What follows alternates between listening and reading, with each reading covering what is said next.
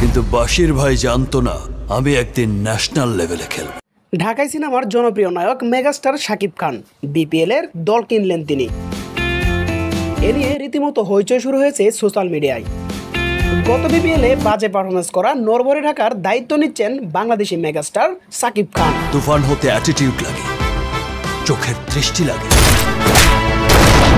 Action speed সব লাগে।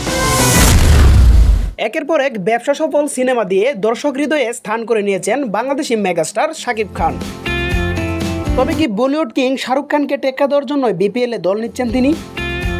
পৃথিবীর বিখ্যাত ফ্র্যাঞ্চাইজি আইপিএল এর কলকাতা নাইট রাইডার্সের কর্ণধার শাহরুখ খান বেশ কয়েকটি শিরোপাও জিতেছেন তিনি। তবে কেন পিছিয়ে থাকবে বাংলাদেশি মেগাস্টার শাকিব খান?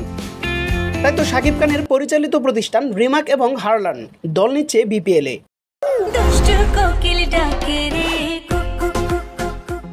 সিনেমাতে যেমন সফলতা পেয়েছেন তিনি, খেলার মাঠে কি দেখাতে পারবেন তা? শাহরুখ খানের মতো কি আগলে রাখতে পারবেন ঢাকাকে? ঢাকা ফ্র্যাঞ্চাইজিকে নিজের ক্যারিয়ারের মতো তুলে ধরতে পারবেন কি শাকিব খান?